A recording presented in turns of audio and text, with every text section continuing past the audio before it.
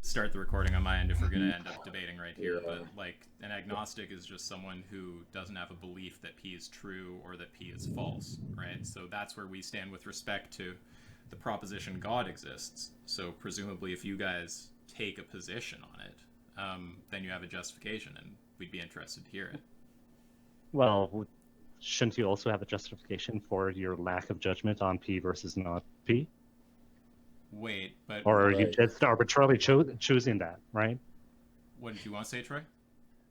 Well, I mean, it's pretty simple, right? If I don't have a justification to believe P or not P by my lights, then I'm not going to believe it. I mean, you could convince me that I do have that or should have that justification, or present something so that in order for that I can, but well, I don't want to get into it right now, but let's Clarissa, go ahead and set the format. Right, so that's where I'm trying to figure out who wants to go first, because typically it's affirmative. And since it's theism on trial, theism seems to be the affirmative, if that makes sense. Oh, so all I gotta say is if you're going to accept a debate with a title of that, where it's literally titled a trial and has been titled this for quite some time, if you have a opposition to the title, then you should make it clear. I mean, we can. Our position was made clear, so. Well, it wasn't made clear to me, and the title hasn't been changed. So did you tell James to change the freaking title? To be fair, as much as I like James, he is a bit notorious when it comes to communication. So, I know I didn't. And you guys are usual agnostic idiots who don't actually have any positions whatsoever because you're a bunch of soy boy Millie Mouse. Okay, let's rock and roll. Let's go first. Well, let's do this. So let's do this. I'm tired. I mean, of if you guys I'm operating on 3 hours of sleep. Let's just go. Let's do this. Okay. Is everyone okay with That's a good start. the theist going? Is everyone yeah, okay of course. I mean, they're the ones who are taking the position that something is the case here, right? So of course they're going to be the ones who. Yeah. We got it. Let's go. Yeah. Okay. All right. If that's good with everyone, what I'm gonna do. Do you guys want to do staggering, or do you want to have both Christians go first and then both agnostics? I mean, we don't really have like opening statements. We're fine. Like if they want to open up, present their case. I don't know. Do you have anything you're gonna want to say to open, Troy, or you want to just let them present and then just get into assessing the arguments? I think that's probably the best approach. I mean, I could make an opening statement off of cuff, but it seems not the most efficient way to proceed. So, I mean, both teams have 15 minutes. Oh, I don't think there's any friggin' way we're going to use 15, but yeah, I mean... You don't have to. Maddox, you might. Yeah, if they're not going to do all this crap and we're going to BS around the bush, I've got as long as I want for my opening statement. Let's go. Well, I mean, we did establish earlier that both teams have 15 minutes, so you and Andrew will be able to have the 15 minutes if that's good, and then we'll switch it over to Ask Yourself and Troy, and they can take it however long that they want. Is that good with everyone? Yeah, I mean, I assume you mean however long, up to 15 minutes each, but yeah, I mean, it's fine for me. Yeah, just go for an hour. For 15, and then we can just talk for the rest of the time. Wait. So that's 15 minutes per team or per team? Person. Okay. Good. Yeah. Yep. All right. Good enough. I'm going to go ahead and start streaming. No one's going to be able to hear.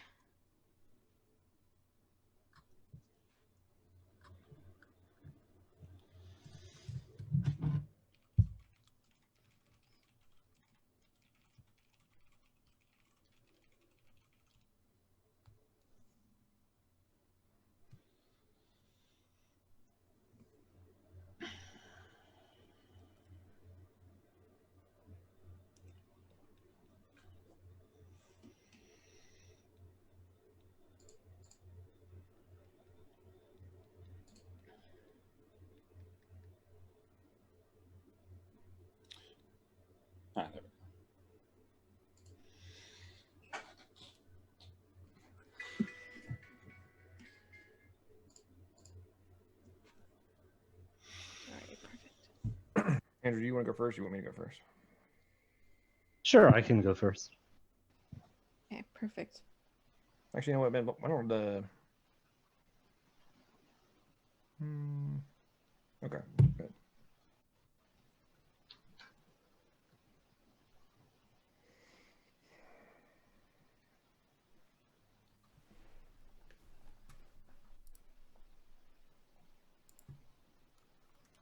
All right, people are going to be able to hear us here.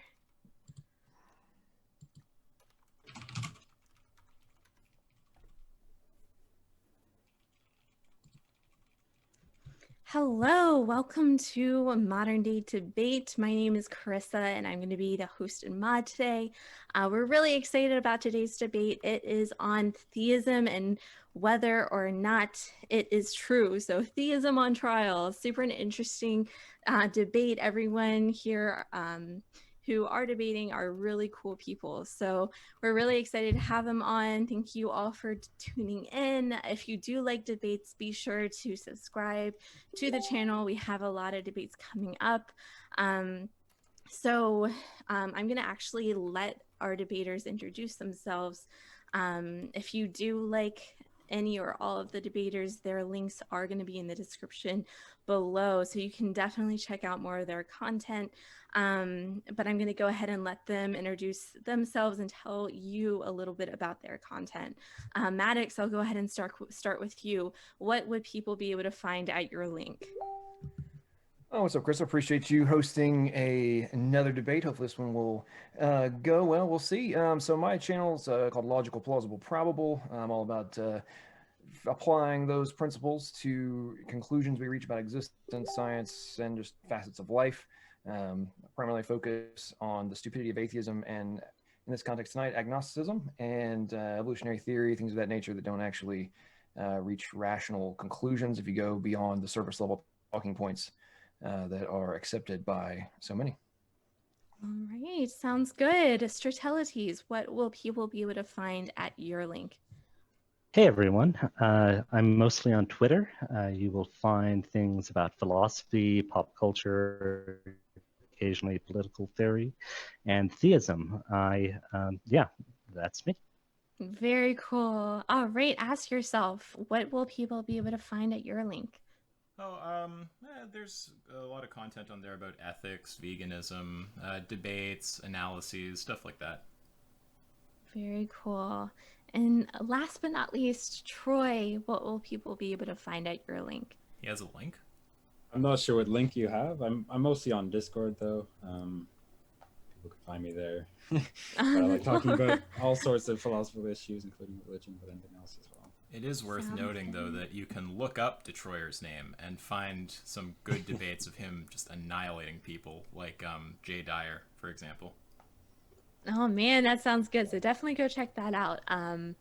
So the format of tonight's debate is going to be 15-minute openings for each team, followed up by an hour of open discussion and 30 minutes of question and answer. So if you have a question, make sure to shoot it into the super chat so you will get a guaranteed read.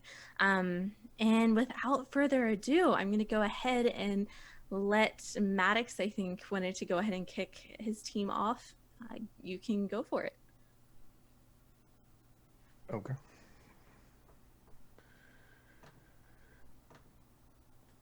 All right. Well, ladies and gentlemen of the debate jury for this trial, tonight you were supposedly going to be witnessing 2 hours of theism on trial, but apparently my opponents don't actually want to do that. They just want to pick holes in things. And I find this horribly ironic since, I thought they were going to be the prosecutors, but they don't even know what they believe. So how do they even have standing to be in this case and put us in the role of defense counsel?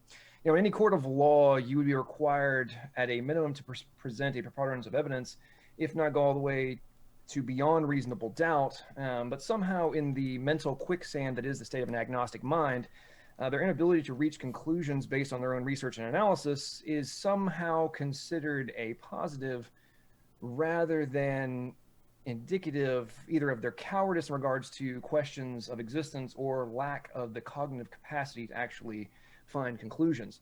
Now, all this posturing and the desperate attempts to cling to some other outlier hypothetical explanation is nothing but an endeavor to accomplish the ultimate objective of all atheists and agnostics, which is to sow seeds of doubt and project their own rejection of absolute truth onto others. To show you this, you must consider what they will likely deny as reasonable evidence for God. So, our universe had a beginning. This is accepted. All evidence shows anything which is material requires an external causation in order for the effect to be achieved. Therefore, it is reasonable to conclude that an external cause was required for the universe to come into being. Nothing about this point requires anything but logical thought and analysis of what is accepted to be true in all cases except the one which has the most relevance. How do we exist? The irony of this point is that our opponents love to use this conclusion to supposedly prove that Christians just believe in, and theists just believe in magic and fairy tales, which is humorous given the fact if there is no independent agent outside of space and time, then they ultimately must believe that we poofed into existence with no cause. Well, isn't that rather magical? This leads to the fine-tuning of the universal constants, which all must be in perfect alignment, or the universe will implode or explode, not achieve the perfect rate of expansion which enables it, and therefore life, to exist.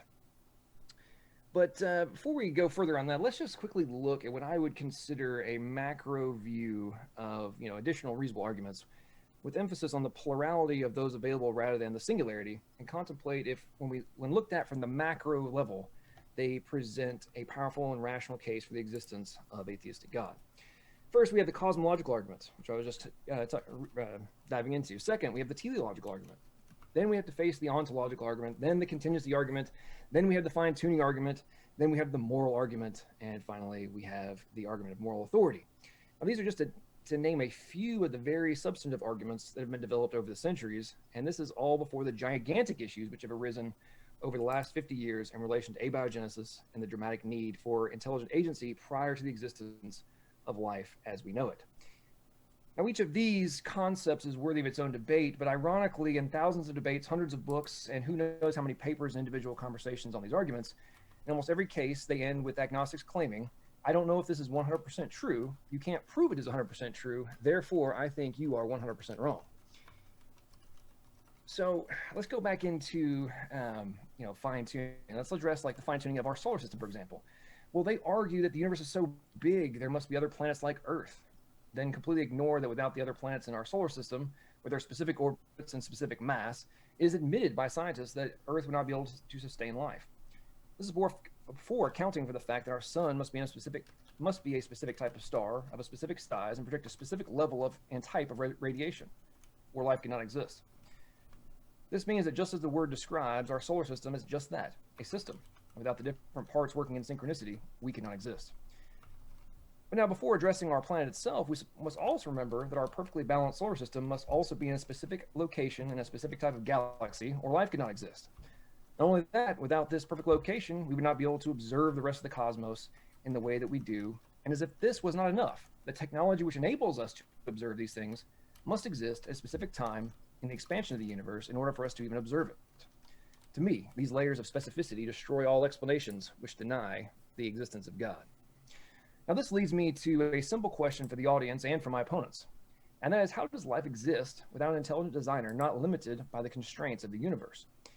If I asked you about the source requirements for any piece of technology that contains coding, logic gates, programming, nanomachines, and exhibits temporal controls which defy simple cause and effect outcomes, and insist they come into being without an intelligent agent being required, would you think I was exhibiting rational thought or could even be taken seriously? I think not. How then, given we know that all those elements are fundamental requirements for life to exist, is it considered unreasonable to conclude that a creator must exist?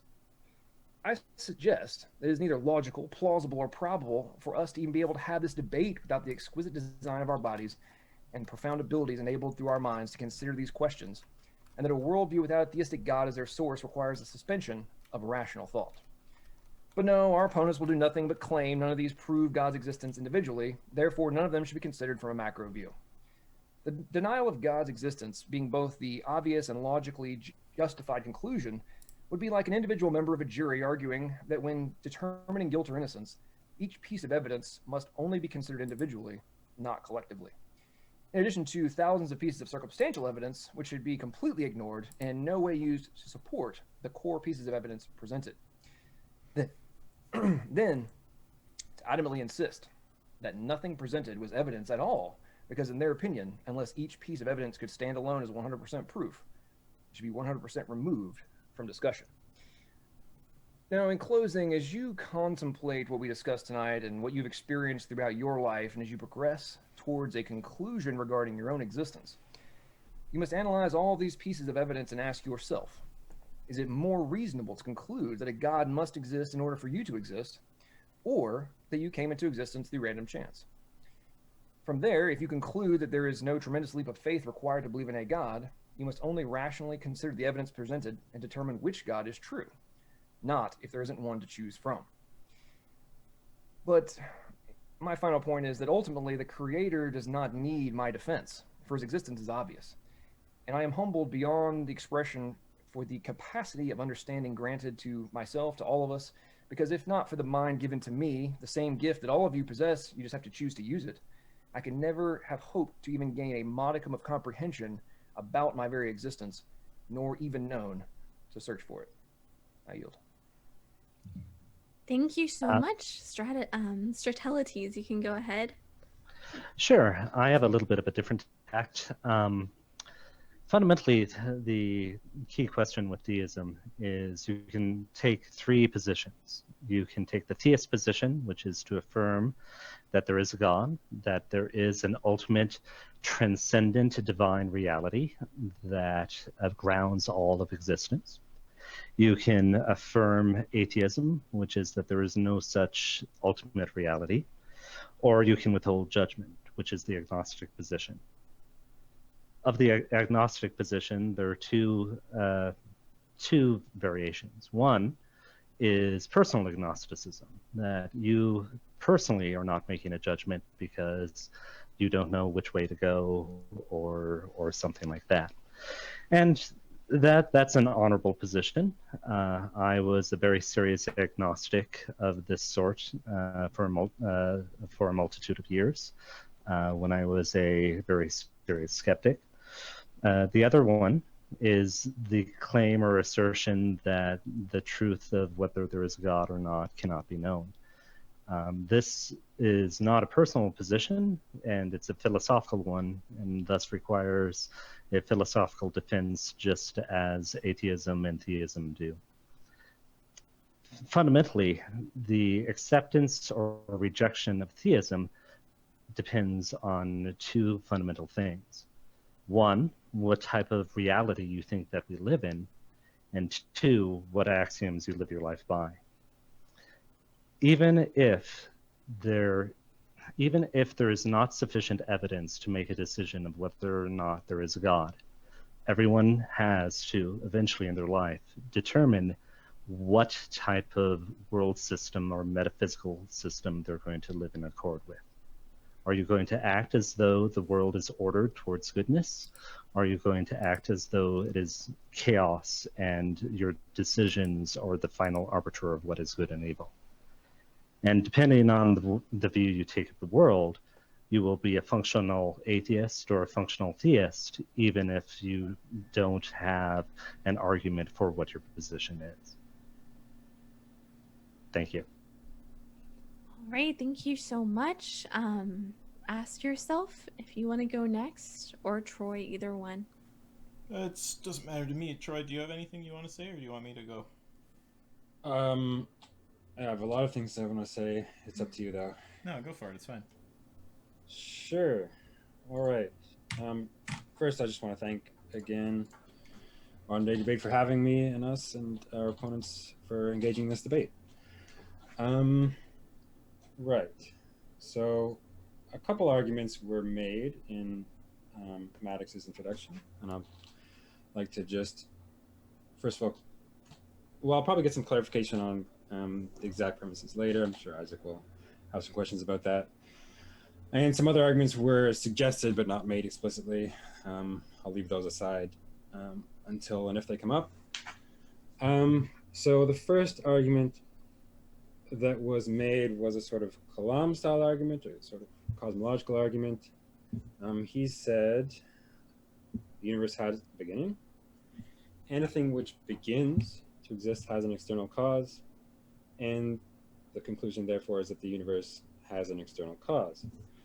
I think this argument is problematic in at least three ways. First, I don't think it's uncontroversial that the universe had a beginning. I'm not willing to grant that without further argument, either scientific or philosophical. Second, I don't accept, and personally would actually just deny, the principle that anything which begins to exist has an external cause. And so I would look for more justification for that principle. And third, even if all of this is granted and that I accept the conclusion that the universe has an external cause, I would not accept that this cause can be reasonably identified with God, right? That there is a cause of the universe doesn't entail, at least on its face, that it's minded or that it's powerful or that it's has any of the other attributes commonly attributed to God. So those are my three primary concerns with that argument as presented. Second, the fine-tuning argument was suggested, but the premises were missing. All that was said was the constants of nature and so forth have to be in perfect alignment or near perfect alignment in order for life to exist. But there was no inference from that to the existence of God provided. Now, of course, I'm aware of how the standard inferences go, and so I'll offer some of my criticisms to the argument anyway. There's many issues with this argument, but let's grant that the universe is fine-tuned. That is to say, the combinations of like physical parameters, which are light-permitting, comprise a vanishingly small portion of all such possible combinations, right? I mean, all else equal, there's many more ways for the universe to be non-life-permitting than to be life-permitting. And you can look at specific constants, cosmological constant, whatever, certain, well, whatever parameters is, at least a half dozen or so that people typically point to. Some point to more, but they might be reducible. Right. The theist claims, or the proponent of the fine-tuning argument at least claims, that theism, or the design hypothesis, provides a better explanation for why our universe happens to be finely tuned in this way, rather than not. But I don't see why this is the case. Put it one way, right? You're going to offer an explanation of why the universe is life-permitting rather than not, in terms of God's creative actions, and perhaps his intentions, his desires, something like that. But if we ask, well, presumably a God could make any sort of universe he wants, right? Why is it that he made a universe like this? Or why is it that he desired to have a universe with life? If he just chose at random, then it's just a matter of chance, and that's no better than a similar non-theistic hypothesis. If it's, on the other hand, if it's built into the theistic hypothesis that God is disposed to create a universe that's life-permitting, then it's either there could just be a matter of necessity that God would create a universe like this. Well, that's no better than an analogous non-theistic hypothesis on which a life-permitting universe is necessary. And whichever just like sort of probabilistic distribution you provide for God's creative actions and how likely he is to create a life-permitting universe, the exact same sort of hypothesis could be provided by the non-theist without a God there in the first place. And so, I mean, if this point isn't clear, we can explore it further.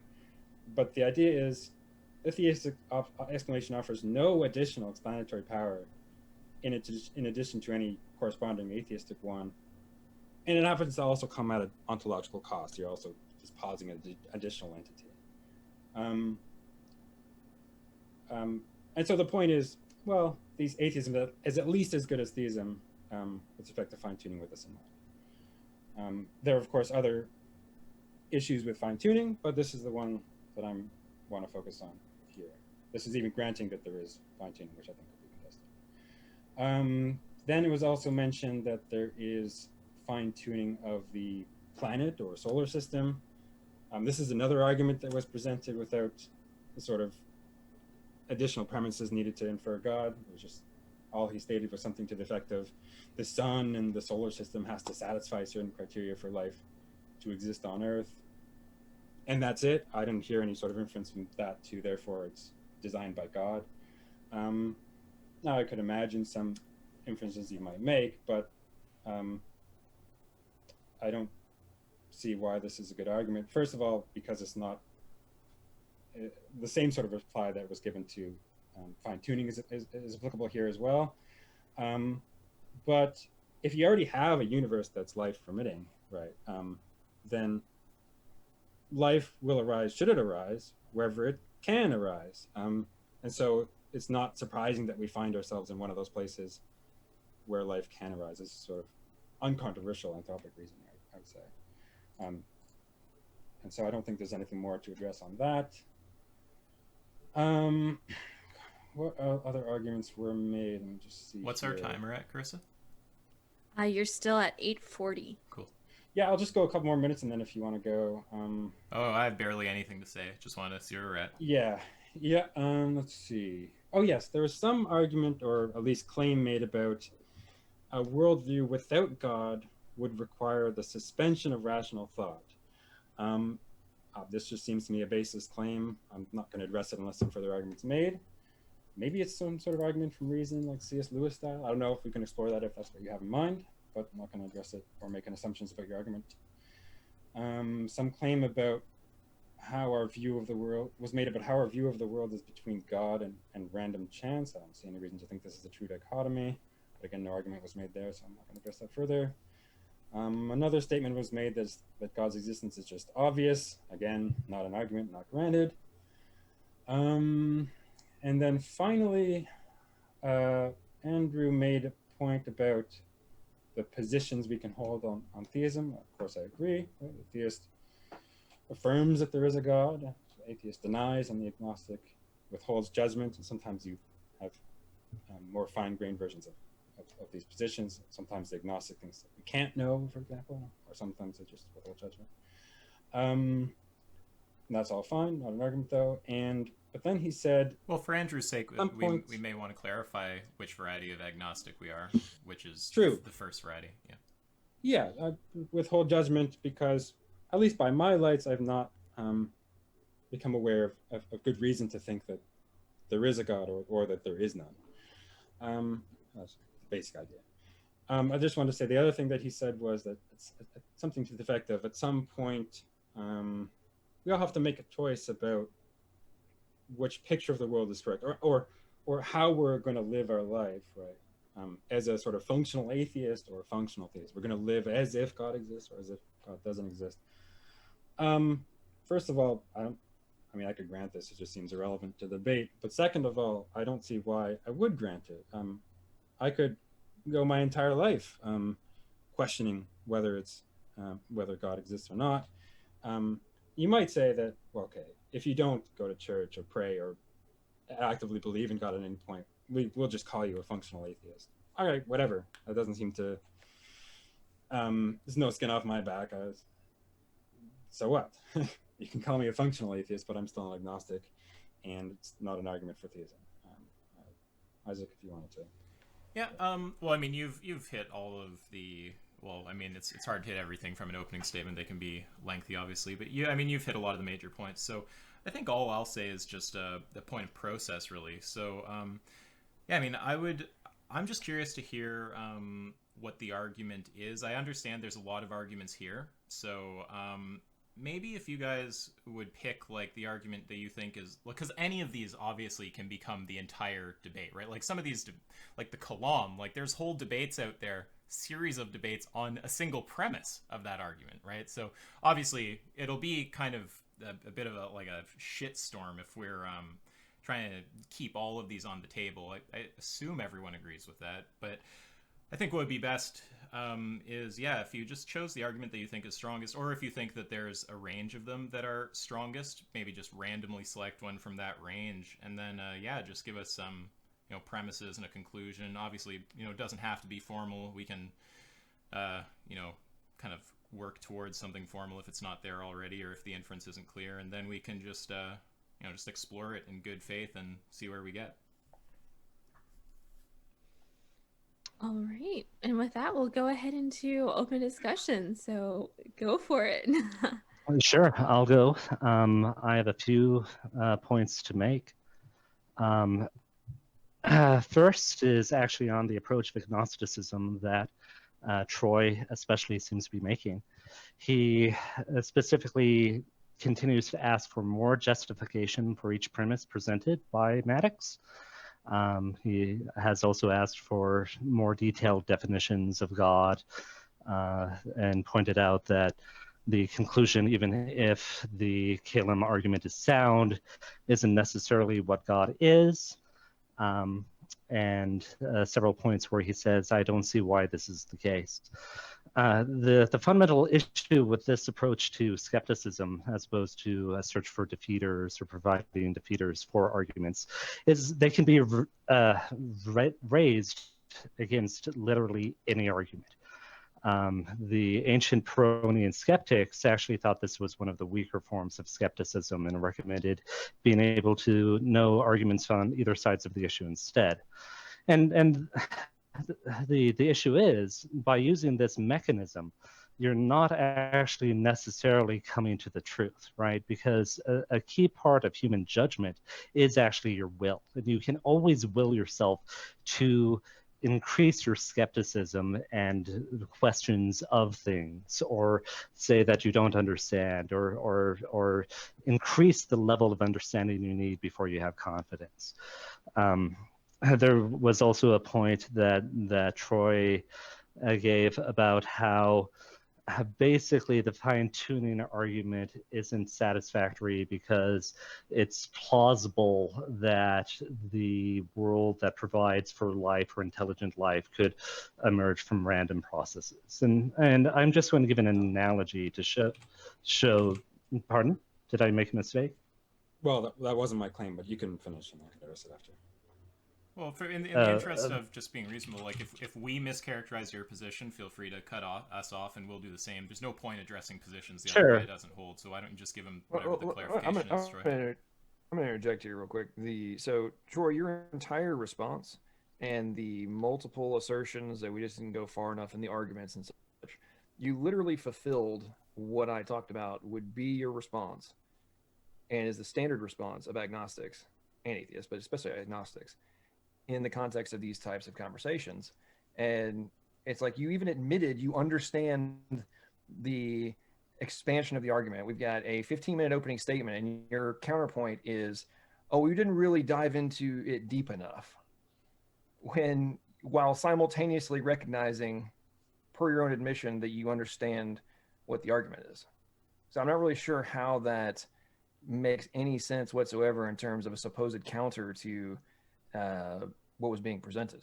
Can you please clarify? A couple of things. Well, yeah, wait, so a couple but of things. Before we do all that, it seemed like Andrew didn't get to. It seemed like he was trying to raise a point there. What? And you cut in to correct something. Why don't you correct? Let's just keep it on track. Why don't you correct what you were correcting and then let him continue his point? At some point, I want to get back to that meta point you made about skepticism, which I think is very interesting. But the point about fine-tuning, I was not saying that it's plausible that the fact that the universe is life-permitting is a result of just random chance. I wasn't claiming that was a plausible account. I was just saying that it's no worse than the analogous theistic explanation, right? You could say, you could have this non-theistic account of how the universe came about by random chance, and you could have a theistic one, right? God just chose to create some universe at random. Or you could have the theistic account in which God is disposed to create a universe with life, but then you can have an analogous non-theistic account that gives you the same result. Like, Maybe you just think it's So, necessary that the universe. so let me restate it in my own words so that I'm Sure. sure that I understand your point. Go ahead. You believe that there is an equal footing of plausibility between theistic and non-theistic explanations of the life-granting universe.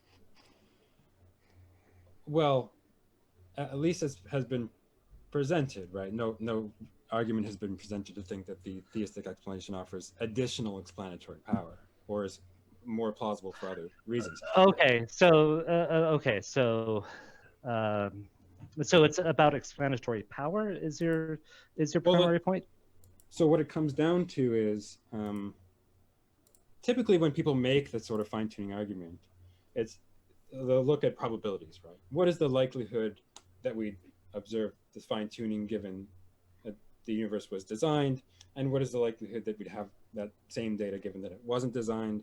They'll say that the ratio of those two things is incredibly high, or prior on the design hypothesis not incredibly low, and so when we conditionalize on that evidence, we warrant to believe in the design hypothesis. And what I'm questioning is those conditional probabilities, the expectation of fine-tuning given theism and non-theism. And that just goes to the point I was making. Sure. So let me attempt again, because this is very important to the point I was making. Yeah. There are two possibilities, right? Well, there are three possibilities, right? The universe came by chance, by necessity, or by design, right? Yeah, part of my point is that that's actually, in a sense, not really a trichotomy, right? Design itself is going to be either a matter of chance or necessity as well, and that was really the whole point of my response. No, it can be by choice, right? Right, but what God chooses is itself going to be a matter of necessity or chance. That God chooses to create a life. No, it can be by choice. Yeah, I just don't see that this is a genuine alternative, right? If we ask, what are the chances that God would choose this or that? Let's get to my med point.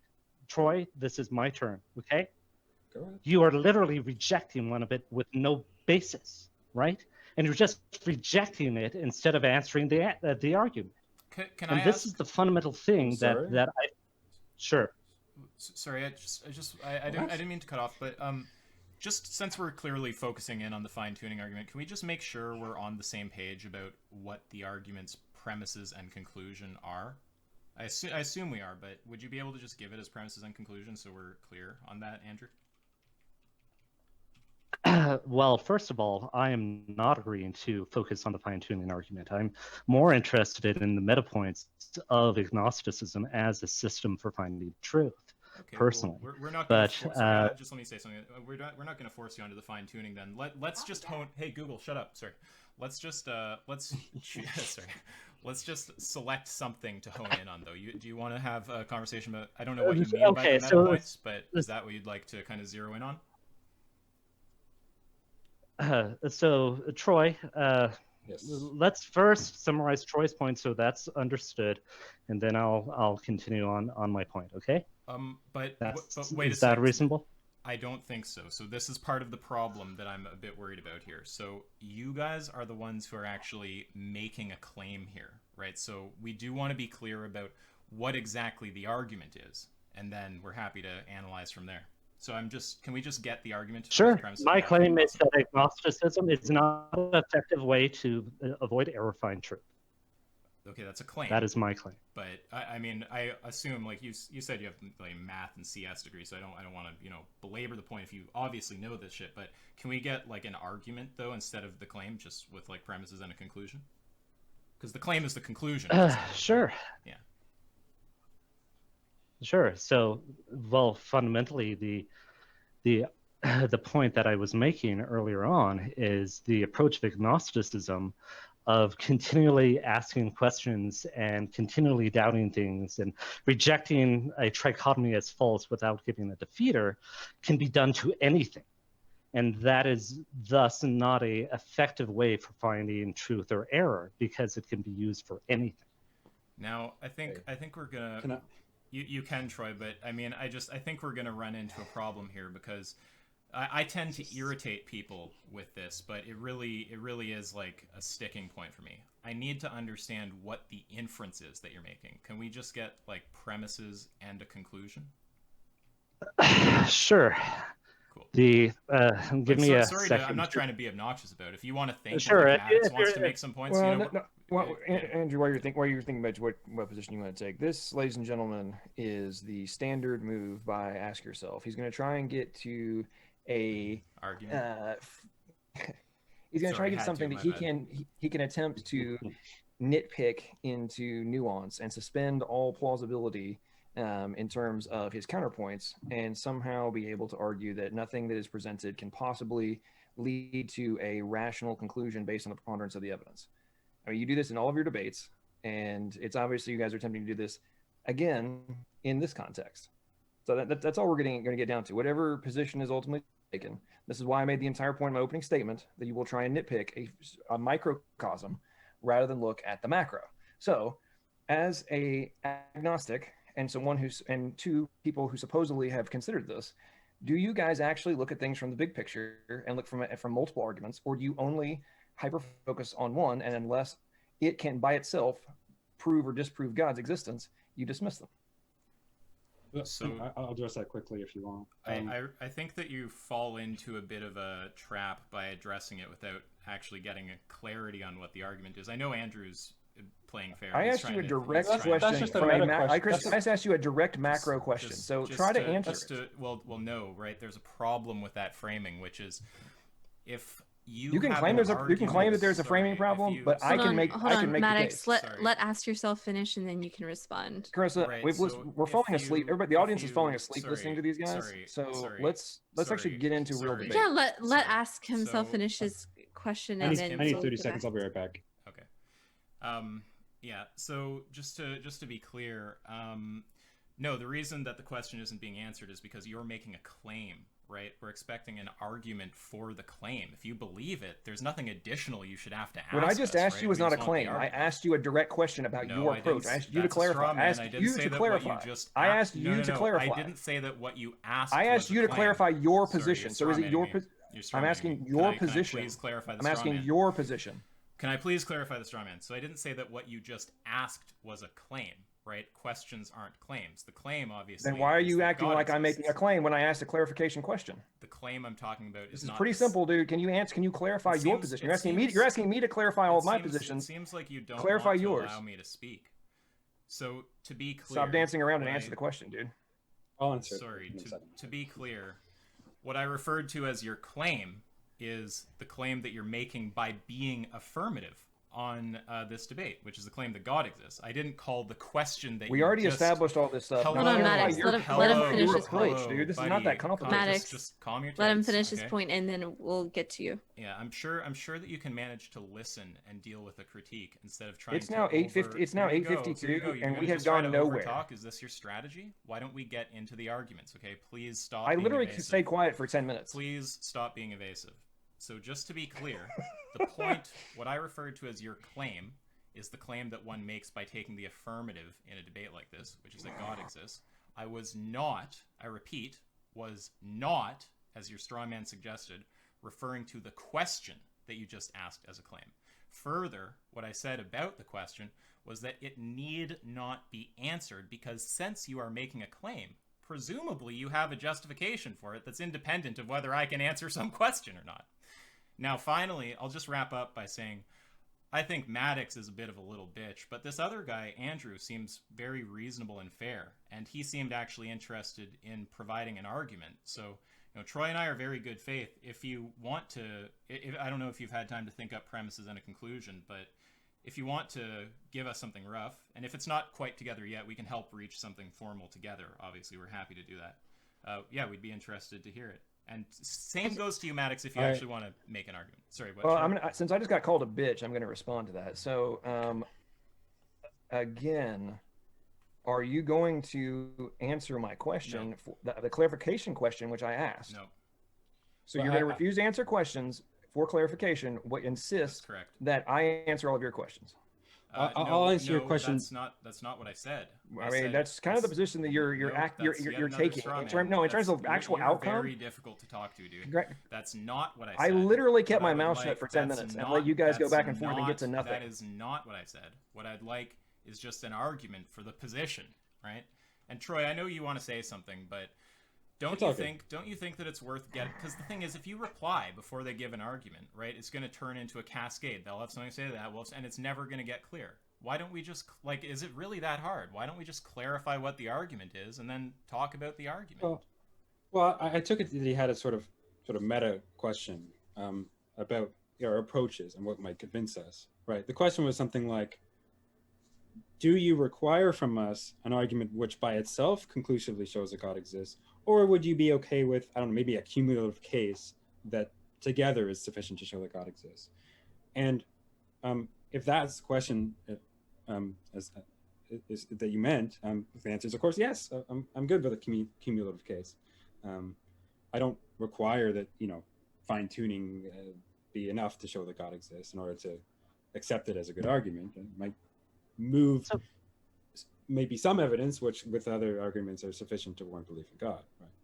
But I'm objecting to that here. Okay. Was that the question, Maddox, that you had asked? Is that fair? Or did I misunderstand? I'm literally falling asleep with these responses. Let's continue. Some real good tracking there, buddy. Andrew, why don't you proceed? You guys don't. All you guys do is dance around and don't actually answer any questions or allow this thing to progress. We're trying to have a good faith conversation with the guy. So it takes an hour for you guys to come to. Right? The guy and I'm a fucking moron. Okay, no, so you're sitting here dropping a insults. Fucking moron. So you're the guy that's dropping insults, calling people bitches, and I'm the asshole. Okay, got it. Makes sense. Sorry, Andrew. Why don't you proceed? Not until you apologize to Maddox. I will not apologize to Maddox. If that's the end of the debate, that's okay. But I would be interested to hear what the argument is.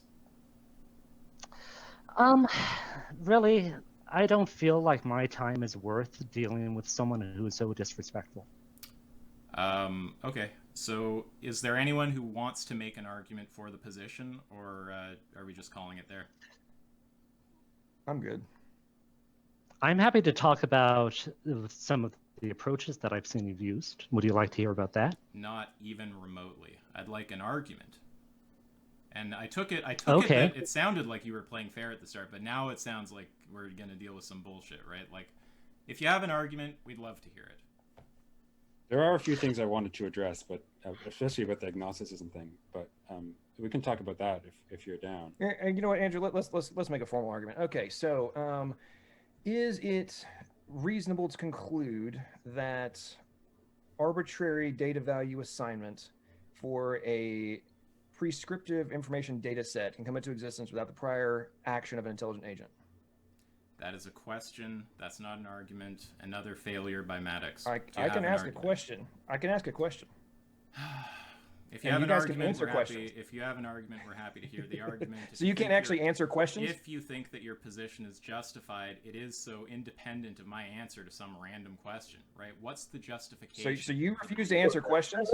Wait. This is actually a very interesting point.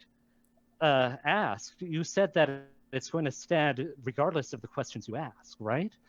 But when you are able to ask questions, it seems as though you lack confidence in it. And the thing is, you don't have a position of philosophical agnosticism, but personal agnosticism. So if we're going to be compelling or convincing to you, we're going to have to know what axioms you already hold. No, that's just what I want. Look, I mean, I've been clear. Let's just see if we can get on the same page or not. Can we get an argument from you guys, or can we not get an argument from you guys? That's all I want to know. It sounded like Maddox wanted to give an argument a second ago, but then he failed and asked a question.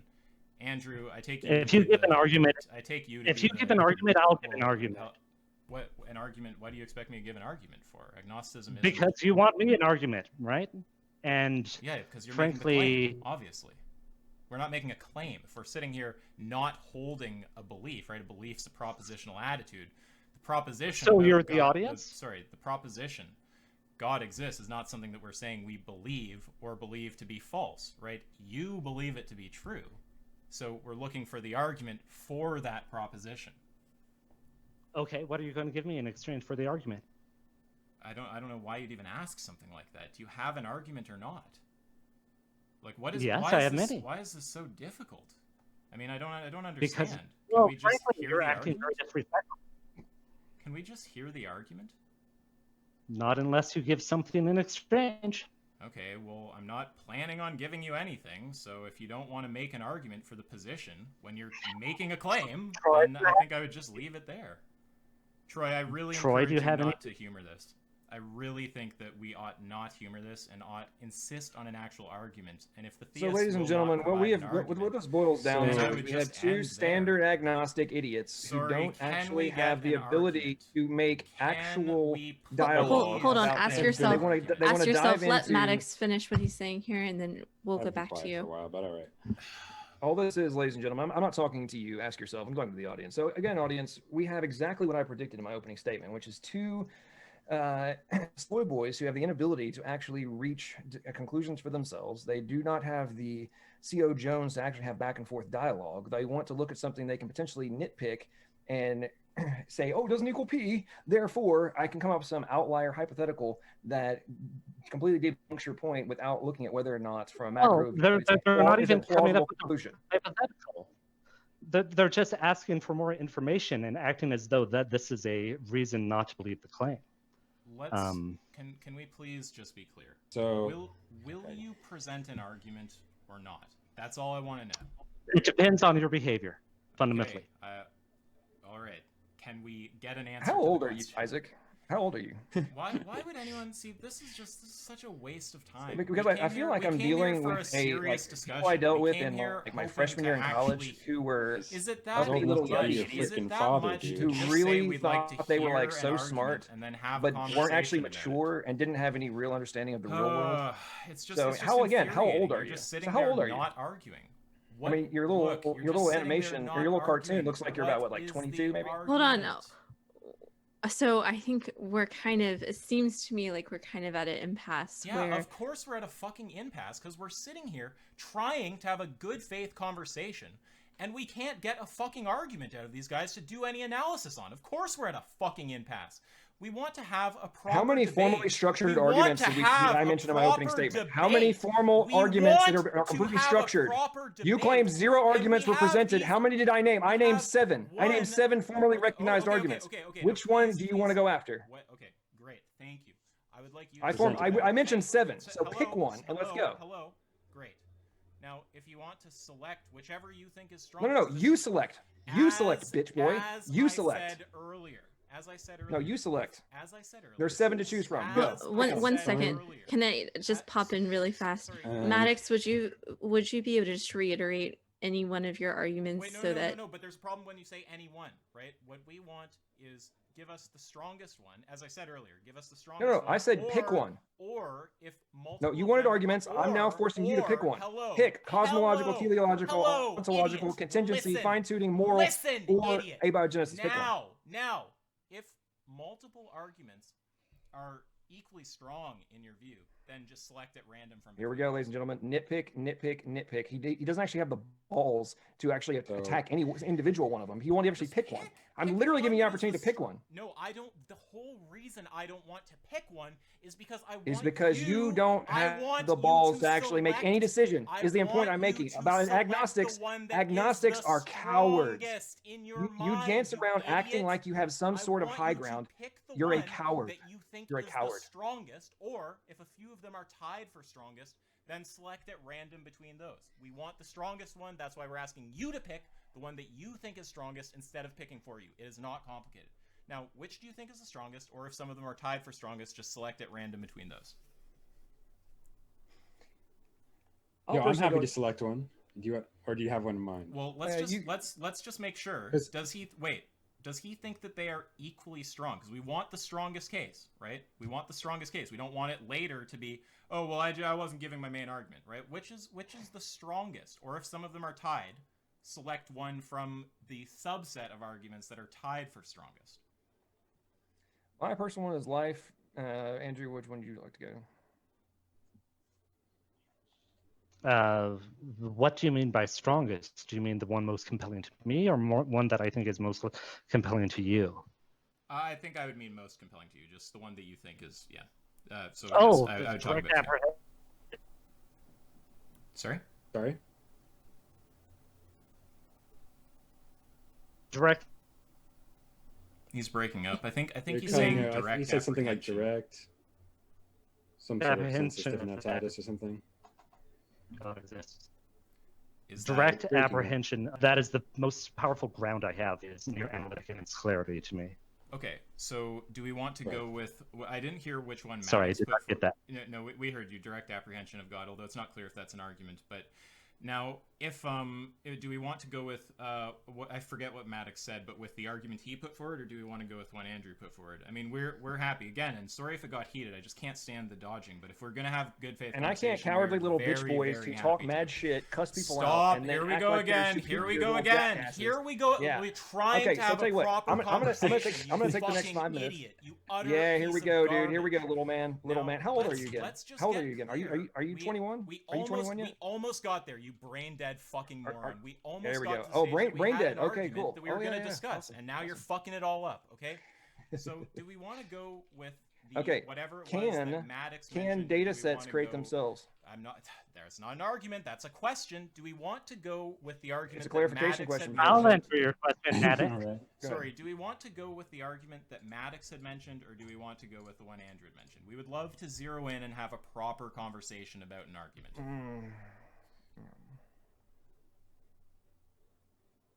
I mean, it's up to you guys. You know what? Which Actually, would you guys, like to go with? I'm Andrew. I think I'm done with this, man. Bitching out. This is He's this is running a away. waste of time. So- It's 9 o'clock. Yeah, run away. and we've been If here you for an guys hour like and to, we nothing. could go Run to away, Maddox. questions. We I'm could go having- to questions if you like. I've been quiet I for would- like 20 minutes. I would vastly know. prefer if we could have a proper conversation about an argument, right? This is just, if you go to questions, it's just them kind of, they never had to You defend don't have the anything. capacity to actually have dialogue You're at just all. rambling about me. No, still you waiting don't for have the an capacity to have argument. dialogue, You- as I predicted. And by the way, I predicted this Okay. before we Do went into want this. to go with You Maddox all you can argument, do or is do we look at, wanna go with Andrew's I'm going to look at argument? this nuanced We're little trying thing, to and get just to the you stage can't actually of have adult actually talking conversation. about an argument, Which is and why it's you don't. me Why do and you even Kate. have? Look, if You think don't even you're have gonna the win the mental talk over fortitude battle to with actually me, have you're in conversation another dimension, about buddy. What we want existence. is just clarity if we're talking about your argument or Andrew's, and then let's get right into it. So do we want to go with your argument, or do we want to go with Andrew's argument? You guys choose. You're presenting the argument. No, you're the ones that are nitpicking. Let's see, You let's see, pick one. Maybe Andrew will do it. Andrew, would you rather we select in on Maddox's point, or you want to talk about your point? Do you have any preference? My preference is for everyone to, as best as they're able to, control their passions and not swear at each other. Okay. So another non-answer. It's just it's infuriating to deal with this. Look, I do we haven't want said to talk? anything. I'm glad. I'm So very. you can pleased to drop hear that insults and you're- think that response to them is somehow do we not want your to fault. talk about Maddox's Ironic. argument, or do we want to talk about Andrew's argument? Such. Go a ahead. simple Talk question. about mine. Okay, so yeah, sure. Just give us premises and a conclusion for the direct apprehension Sure. argument. Well, direct apprehension is the ground. The best argument that I know of is the argument from contingency, which Oh, okay. in very short form is there exists at least one contingent object. If there exists one contingent object, there is God. Therefore, there is God. That is the very short form of the contingency argument. Now, I know Troy has been waiting to get in here, but I very much wanted to just get a clear argument. So we're talking about the contingency argument. I'll let you take off, Troy.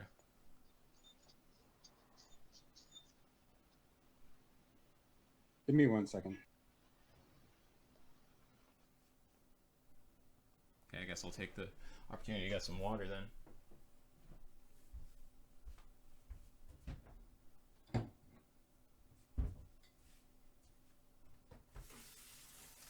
This is the biggest waste of time.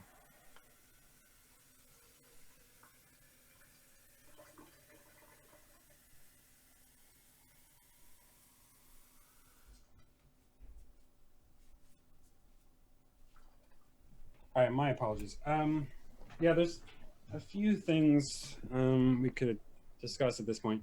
I kind of did want to go back to the meta point about the agnostic approach. And Oh, how no. I think Andrew said, Please don't tell me you're going to Well- undo all of the progress that took me like 20 minutes to make there. We finally Well- got a clear argument. All right. If you want to go for that approach, sure, we can do that. I'm fine. I wanted to address the claim that was just laughable about agnosticism. That is, in some sense, just like some sort of skepticism or something, Pyrrhonian skepticism or otherwise. That's not what it is, right? The agnostic need not be a skeptic either in the academic sense or in the sort of methodological sense. They just... Sure, you can withhold judgment irrationally. That's true. Well, it's your claim that the withholding of judgment is irrational, but that's on you to demonstrate. No, there are circumstances where it is rational. Well, obviously, in this case, right? My withholding judgment on the existence of God is irrational. As I said in my opening remark, it can be an honorable position, and it's one that I held for many years. Of course, but you're saying that for me to hold it now is irrational. No, I have no idea of your epistemic state, so I can't make that, right? Okay, well, then I don't see what issue you have with agnosticism as a position itself. Then we can just look at the arguments. I don't have an issue with it as a position. I fear that it's misused as a canard by people who want to reject deism or religion, who are not earnestly agnostic. Oh, well, then I hope that you accept that I am earnestly agnostic and that we can just honestly debate the arguments, and so we can proceed from there, no? I'm happy to assume that. Very good. So where were we going? Did you want to discuss your direct apprehension argument, or did we want to go back to the Kalam? He clarified that he doesn't take direct apprehension to be an argument, and he thinks this. Correct me if I'm wrong, Andrew, but he thinks the strongest argument is the contingency argument, right? Correct. That's one that I find the most clear. Okay. Do you want to state it explicitly? Sure. There exists at least one contingent object. If there is at least one contingent object, there is God. Therefore, there is God. So contingent here, are you using that in the sense of dependence, or in the sense that it might have not existed, like logically speaking, or metaphysically speaking? That its existence is not part of its own essence. Oh, okay. I don't. Well, I don't. Okay. Well, that's a whole other kind of worms. I don't accept that whole metaphysics. But before getting into that, I want to ask why we would grant that the existence of something that is contingent or that doesn't exist necessarily entails that there is something that exists necessarily. Is it sort of a Leibnizian thing or something more Thomistic? Sure. So let's go ahead and look at the two possibilities, right? Or the possibilities. One is that there are no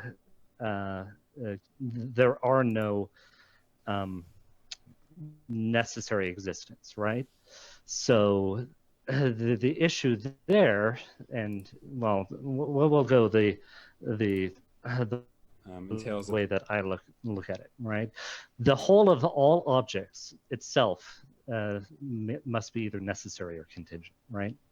So the key thing there is if that itself is necessary, that would imply that each one of the components are necessary. And we already said that the component we're looking at it is contingent, so we have a contradiction. So the whole of all the existing things can't all be necessary in itself. Similarly, if we look at it and say that it's all contingent, that implies that there must be something outside of the existence of all those objects, which itself is necessary. So basically, if we go down both horns, we either end up with a contradiction or a pointer to an ultimate reality that is beyond the contingent objects that we know. Okay, a few points. This is basically just Leibnizian cosmological argument, right? You have this big conjunction of contingent facts, right? Or at least, yeah, right.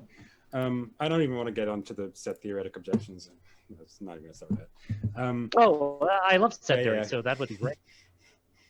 Yeah, well, there's some objections that the number of contingent facts is is in a sense too large to be in a set. But we can just grant that there is a set, whatever, or that it can be represented in some other way. It's not important.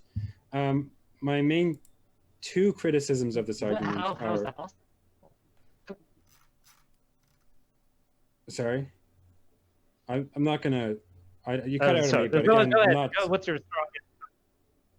Right. My two main issues are, one, this assumes a principle of sufficient reason that I do not accept, or at least I'm not convinced. Oh, okay. And second, then granting it that there is some necessary... Wait, just No, I let him don't get think his that other follows. point I don't across think that first. follows. And second, I could grant the whole argument, as without some of the other arguments, that there is some necessary fact or some necessary entity that this fact is about. And it doesn't seem to me that we get to theism. And so more work would have to be done to show that this necessary thing or this necessary fact involves or entails the existence of a god. So the So pushback, to those be are my clear, just two make sure I'm tracking you well, you're pushing back and saying you're not convinced of the PSR, and additionally, it's not clear that even if the argument from contingency goes through, we actually reach the proposition that God exists. Correct. Right.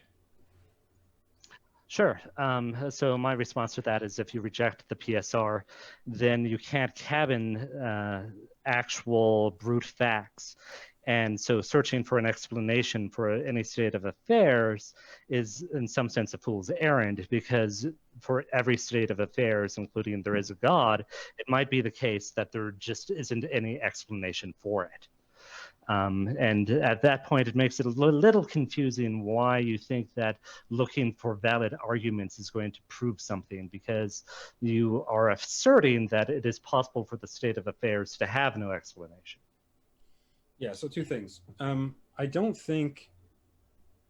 So, I could think that the PSR is false just because I think that there's one unexplained contingent fact.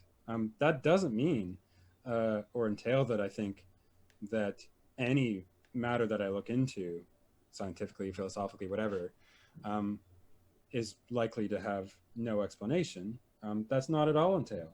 For example... Sure. But the issue is you can't cabin that one fact, right? There's no criterion that you're able to use to determine what does and does not have a possible explanation. It might be the fact that you think that everything has an explanation except this one, but that actual belief itself doesn't have an explanation. For example, it could very well alter your own epistemology because you were claiming that this is logically possible. So can I just ask a question here? Go ahead. Just what do you mean by cabin? What's that term mean? It means to Compartmentalize. constrain it to one domain, basically. Constrain it. What would it mean to constrain a fact to one domain? Sorry, I just don't understand what's being said there. Sure. So the principle of sufficient reason says that everything has an explanation, right? Mm-hmm. If you reject the principle of sufficient reason, then you're saying that not everything has an explanation. But there is no mechanism for you to determine what does and does not have that an explanation. And so any state of affairs can have no explanation. That's what it means to not be cabined. That lack of explanation is not isolated to one fact or one domain of facts. So does cabining there refer to like kind of like special pleading for which facts have explanations? Like, is that kind of what you're getting at? These have explanations and I'm not giving any account of why? Sorry, repeat that in different words. I didn't track it. Also, just ask Troy before I do that for you. Are you following the language of cabining? I don't know if that's standard language. I've never heard that. Yeah, so there's a standard response from like Proust and others, in defense of the PSR that you can't have a sort of restricted PSR because, well, for a variety of reasons, but cabining refers then to just saying the PSR applies right, to a subset of a proper certain subset domain. of facts. it's a certain domain of facts, or would that be but fair, not Andrew? all. I want to make sure I know what the words in your argument mean. Yes. It Yes. refers to saying the PSR applies to a proper subset of facts. Correct. Okay, sorry. Now I got you. Please continue. Right. So, one concern there that I could grant, but doesn't seem to be particularly problematic, is that there's an epistemological issue, right? It would be difficult to show that the PSR is true only for this domain. But that's an epistemological fact. It could be true all the same that it is applicable in that domain. And so what? I mean, that doesn't seem to be so Well, concerned with me. but that's our fundamental axiom here, right? That we're trying to have a discussion to determine whether or not there's an argument for God that's plausible, right? And if you're in order to defeat the argument, claiming that some things don't have explanations, then you are in some sense giving up the game and saying that, well, you're not able to give an argument for God, but it could be that I should believe in God with no explanation, and that's actually a requirement. And so that's the issue that you're going to run into if you reject the PSR. The issue that, sorry, could you repeat that? That it may be right to accept that God exists with no requirement, no. Yeah, because basically what you're looking at, it sort of implicitly is, and maybe I'm wrong in this, is that if you find an argument that is sufficiently compelling, you will believe in God, right? Let's take that to be tautologous, yeah. But by rejecting the PSR, you're stating that it could be the case that you should believe in God, even if there is no argument. I'm not granting. I mean, if the could there is functioning as a sort of epistemic modality, right?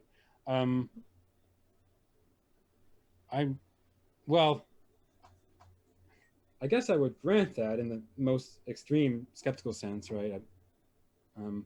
But I mean, for practical purposes, I'm not, right? I think that if I am to rationally believe in God, it is on the basis of reasons and evidence. Right, but you're also rejecting the PSR, which I'm at least skeptical of its truth. That's the point. Okay, but skepticism can be willful. I mean, you can be skeptical of the law of non-contradiction. You can be skeptical of your own ability to know truth. So sure.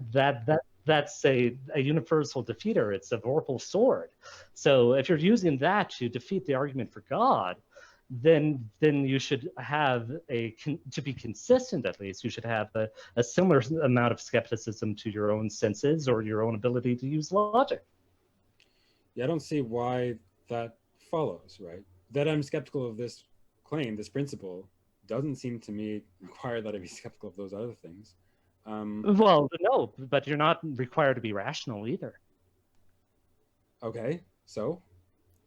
Yeah, but then you're giving up the game, right? Because you claimed earlier on that you wanted to believe in God based on rational premises, and if you're well, I don't have to accept these other things, and I agree you don't have to, but to do so you have to do it in an inconsistent and irrational manner.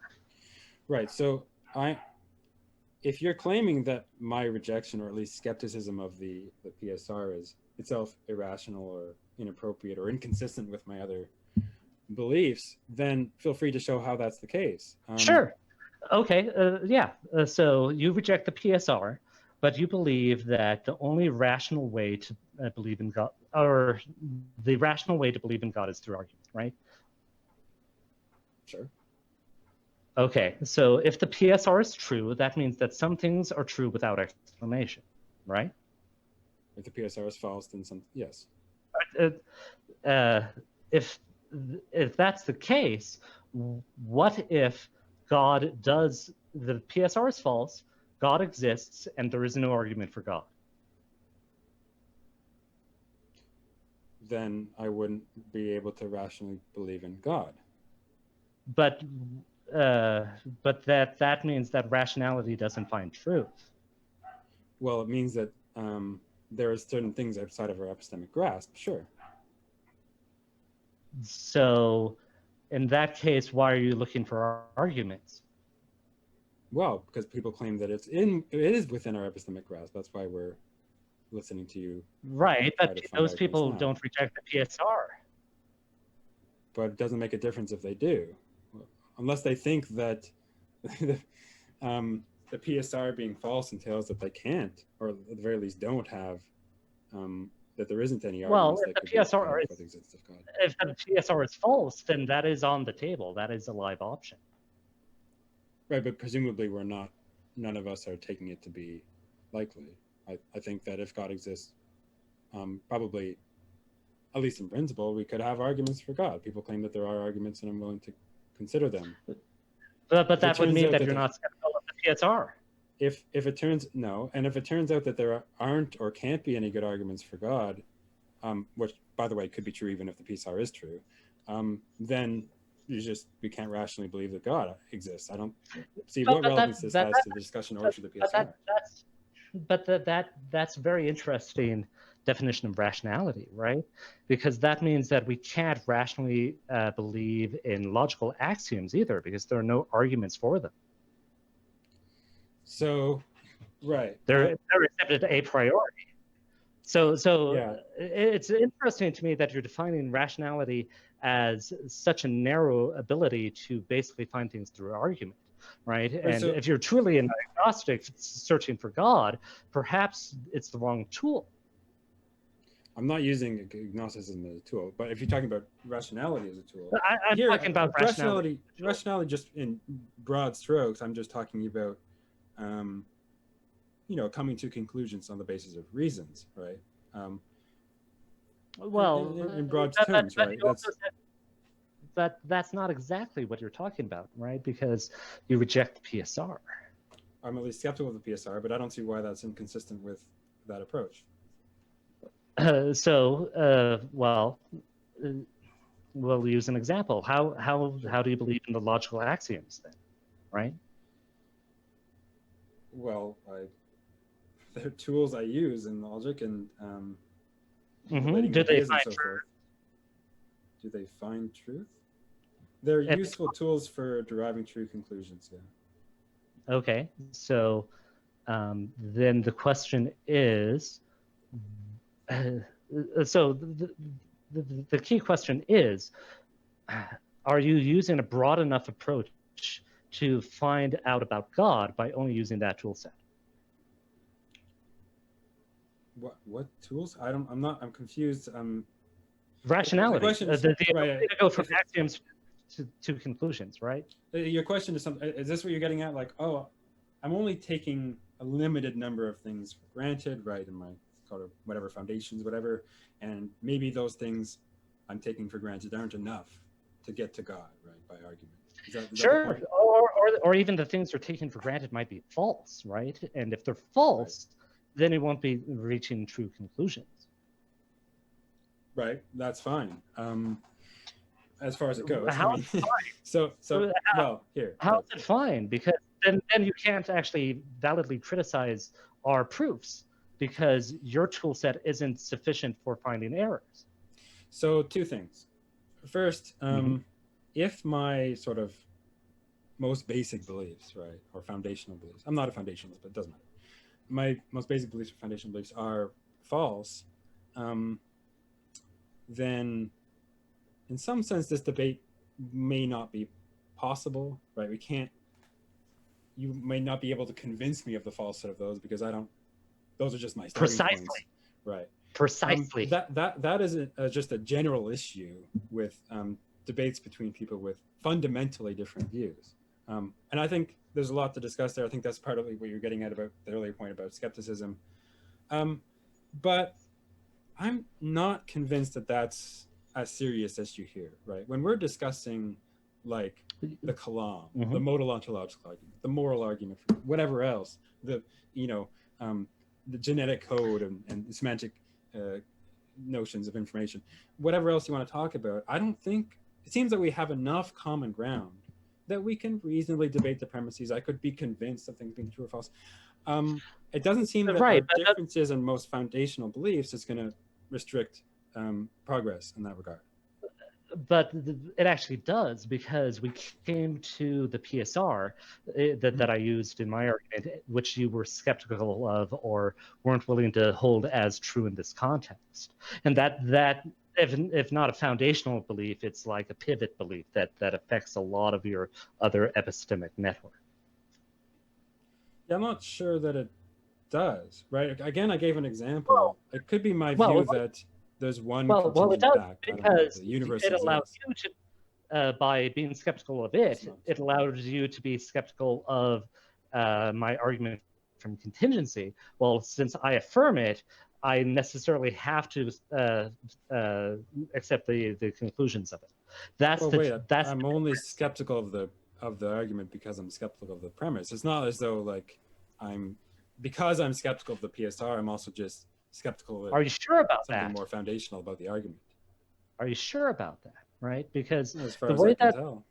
well, the way that belief networks work, and it's really fascinating part of human psychology, is that we're always able to sacrifice a less important belief to maintain a more important belief. And this comes from our ability to adapt and learn. But if you have too much importance on, say, being skeptical of the PSR, then it might lead you to make the wrong sorts of decisions of what you're skeptical of. Oh, I don't place particularly high importance on being skeptical of the PSR. I mean, I'm just not convinced that Sure. it's So truth, in that case, and there's certain problems that right. But the we thing arise is, when there's it's true. there's almost certainly other beliefs that are very have strong importance on, which allow the PSR to flip or be more or less skeptical depending on the circumstance.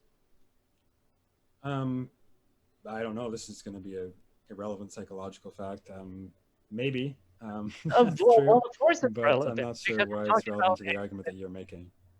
Well, but it's entirely relevant because you and ask are personal agnostics, right? And so the psychology of belief is foundational to the entire strategy that you and I should take to this discussion. I'm not contesting that what we believe is going to be relevant to the discussion and how we believe things, whatever. It just seems to be not central though, right? I mean, no, haven't we kind of gone off the rails though? Because I thought the idea was we get the contingency argument, and then the pushback was twofold: that he's not convinced of the PSR, and even if the argument goes through, the conclusion isn't that God exists. But why are we not talking now about what the argument is to accept the PSR? Why are we not there? But let me ask Troy for a second. Troy, do you not also think that's where we should be, or is there something that I'm missing here? Well, I think he's been trying to give something in that direction, but then we've gotten off the rails into something more about our psychology of belief. Yeah, like is there like an argument for accepting the PSR? Well, I think he was trying to say something that like denying it, or at least being skeptical of it, maybe undermines the whole project or knowledge or something else like that. Maybe yes. I mean, fundamentally, this is the issue, right? Is that if you're becoming skeptical of the PSR and don't consider it important, it's a good indicator to me that something is changing in your belief network to protect some stronger beliefs. Wait, but that seems like some psychology thing. Like, what's the actual reason to accept the PSR? It's true. Right, but that's just repeating. That's not claim, a reason right? to accept We're looking the PSR. for the reason that we would accept that proposition that it's true. Sure. The reason that you would accept it as true is that you have the correct combination of discursive reason and ability to perceive truth that you would accept it, right? And so this is the fundamental question, is what do I need to do to change your belief network so that it's functioning properly and can see the truth? That's more psychology. Didn't you just say though. that the reason we have to accept it is that there are reasons that we can have to accept? I get just repeating the claim that there are reasons to accept it. I think because I've been sitting here kind of quietly listening for a while, and I kind of wasn't sure I was even tracking for a while there, to be totally honest, but I'm just trying to assess where we're at, right? And it just looks like you give the contingency argument, Troy pushes back on the PSR and another point, but we'll forget that for a second. And then there doesn't appear to be an argument for the PSR. Like, could we just request premises and a conclusion again, where the conclusion is the PSR is true? Well, that's what the entire cabining thing was about, right? Is that if you are skeptical of the PSR, then looking for arguments to accept things is much narrower in its ability to find truth. And in that case, why are we even engaging in this? Can I try it? So would it be like a But I denied that. I thought it... Would it be like modus tollens, basically? Like, if you reject the PSR, then our ability to find truth is narrowed, whatever exactly that means. It's not the case that our ability to find truth is narrowed, therefore the PSR is true? Is that the argument? Fundamentally, yes. Okay. Sorry, I mean... So, well, I don't see much point in rehashing. I think, provided a good response to the that consequence of denying the PSR, or at least being skeptical of the PSR. I don't think it involves a substantial narrowing in our ability to find truth, right? I could think that the PSR is false just because there's this one contingent fact that's unexplained, and that the rest of them... It's worth considering. It's also worth considering what exactly... as I said when I tried to state the argument, it's a bit ambiguous what narrowing of our ability to find truth means. Like, is that just supposed to mean... give me a reason to be skeptical of PSR. Sorry, just to be clear, does that just mean, like, sure, of the set of propositions, the amount whose truth value it's logically possible to find out is reduced? Is that what it means for there to be a narrowing of what truth we can find? Specifically, I'm referring to the ability of argument and a discursive reason to find truth. But just, so, sorry, if the... to be clear though, if you say our ability to find truth is narrowed, if there's a big set of propositions out there, is the idea the amount whose truth value where it's logically possible to discover is reduced? Is that what it means for there to be a narrowing of our ability to find truth? Discursive reasoning, yes. Through discursive reasoning, yes. Well, sorry, that's weird. I don't really know exactly what that means. So if the PSR... So discursive reasoning is the type of reasoning that you do from axioms or premises to conclusions through logic. Okay, so the argument, what it's really saying is, if the PSR is false, then the set of propositions whose truth value we can discover through inference is reduced. It's not the case that the set of propositions whose truth value we can discover through inference is reduced, therefore the PSR is true. Is that fair? Yes, that seems fair to me. And what are you offering in response to that, Troy? I'm not tracking exactly what you're saying to him. So, well, first, I guess I, along with you, would still be looking for a little bit more clarity on what it's meant by what you said. Our ability to find truth is limited. I think, well, it seems because I'm familiar with some of the enough, arguments right? here. Like seems like he's saying, yeah, it's just there's a set of propositions out there, and the amount whose truth value we can get correct, I guess, through inference is reduced. Right. It's smaller than it would be in a possible world where the PSR is true. Like, I think that's the idea. So, I mean, I guess I'll repeat for the third time. This isn't... I don't see why we would accept this, right? Like, look, I could hold that the PSR is false, or at least think that it might not be true, because there's one or just some small number of contingent facts or facts that have no explanation. Maybe I think that the universe itself is some brute contingent, right? But I might think that everything else, right, all the other facts that we explore or try to find explanations to, are not brute. They do have explanations. Why does this... I mean, sure, this is a slight narrowing in the things that we could know. I mean, there's nothing to know about why the universe exists, for example, but it's not going to undermine much. It's like everything else is still available to be explained. And also, isn't there an assumption here that the things are knowable given that we're able to make inferences, right? Couldn't it be the case that regardless of whether we're able to make inferences or not, the same quantity of things would be knowable? I mean, I don't want to throw it off, though. I don't know if we want to go down that road. Yeah. I just want to jump in real fast. I'm really sorry. I just want to be respectful of everyone's time. And it is getting to be a little bit late. We still have to go through questions. So if we do want Yeah. to go ahead and wrap up this point, and then we can go on to questions if everyone's all right with that. It felt like Sure. we were getting. I just wanted to make. Yeah. I'll just make one quick point. Andrew, you asked for a reason to be skeptical of the PSR. Well, beyond just standard reasons to be skeptical of anything, right? Not being convinced of its truth. I think one reason to be at least dubious of it is the consequence of modal collapse. Right? I don't think at least certain versions of the PSR where explanations have to be entailing entail modal collapse. Right? Every fact turns out to be a necessary fact. There's no contingent facts at all, and that's a consequence. I don't find that compelling. Is implausible. Right. Well, wait. When you say you don't find it compelling, do you think is because modal collapse isn't concerning, or that you think it doesn't entail modal collapse? I don't think that, frankly, modal collapse is coherent. Wait, but that wasn't a direct answer, though. Are you a necessitarian, or do you think that there's a way to accept the PSR without ending up at necessitarianism? Fundamentally, I think that necessitarianism is a semantic issue rather than an ontological one. That sounded but not. Can I? Sorry, I don't mean to be rude, but like, Yeah. Are you a necessitarian, or do you think there's a way to accept the PSR without getting committed to necessitarianism? It depends on what you mean by necessitarianism, fundamentally. That everything is true, every true fact is necessarily true. I would assume you'd give the same framing there, Troy? Correct. I mean, we may want to qualify, well, are we talking about logical necessity or something metaphysical or something else, but that's modality, what we mean. right?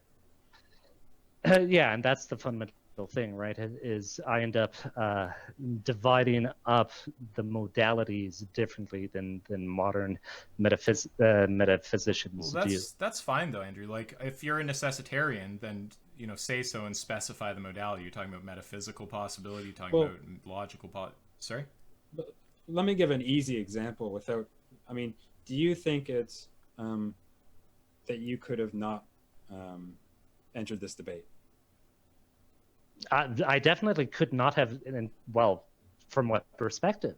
Well, and wait, Well, you that's an said epistemic point. wait, but earlier he said with fine tuning he invoked will having an impact on the outcome, right? Is that not Sure? Could people will otherwise? Now we don't want to get into a big free will thing, but do you take it? Oh, you don't like that, Troy? I mean, it seems like if you're invoking that, you're suggesting that things. I made that noise because I was reminded of that point earlier about when I said that design is not a genuine alternative to chance and necessity, and that was never really resolved. We can come back to that because later. I don't want to go off the rails onto free will. It just seemed like an example that would cut against necessitarianism, because if you can will otherwise, then... Sorry? Since we're running low on time, please pick one last question you want me to answer. Well, so I'd ask the same... Sorry, Troy.